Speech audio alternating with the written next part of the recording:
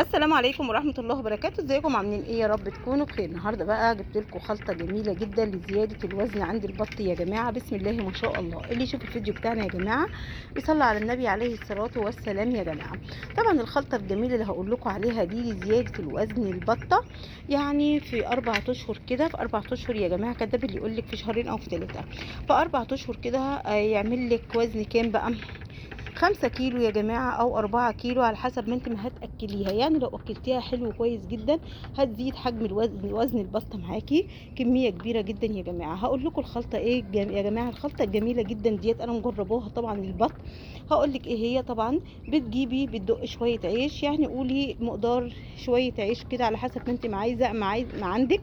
وكمان تحط عليهم ابتدى هو دق فول، يعني كيلو دق فول كده على 2 كيلو عيش على كيلو علف. يعني هتعمل معاكي كمية كده بسم الله ما شاء الله. الكمية دي يا جماعة بسم الله ما شاء الله هتخلي وزن البط جميل جدا معاكي. وهتعمل بس اهم حاجة تجيبي وزن بتاع اللي دق الفول ده يا جماعة. بيعمل وزن جميل جدا مع البط. دق الفول اسمه دق الفول، حاجة كده اسمها دق الفول. بتجيبيها تخلطيه كله مع بعضه. وكمان لازم العلف يا جماعة، لازم العلف علشان العلف دوت هيعمل ايه. العلف يا جماعه برضو بيزود الحجم بتاع البط زي ما بقول لكم كده. بسم الله ما شاء الله، الله اكبر زي ما انتم شايفين. آم، اهو.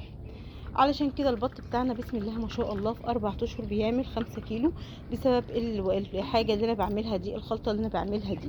اهو زي ما انتم شايفين. طبعا بياكل منها البط الفراخ البلدي، برضو لو عندك فراخ بلدي بتاكل منه برضو زي ما انتم شايفين. اهو بسم الله ما شاء الله. بس اهم حاجه ما تجوعيش الطيور، عشان لو جوعت الطيور الوزن بتاع البط هينزل، وزن البطايه هينزل.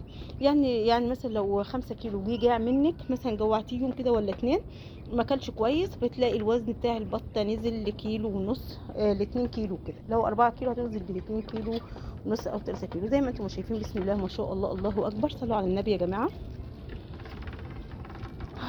اهو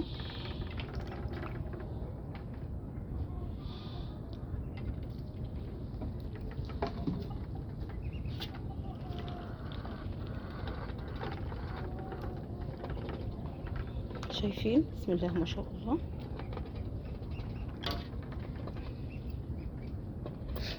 اهو شايفين يا حبايبي. اتمنى الفيديو يعجبكم.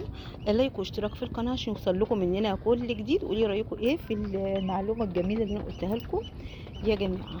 يلا سلام بقى.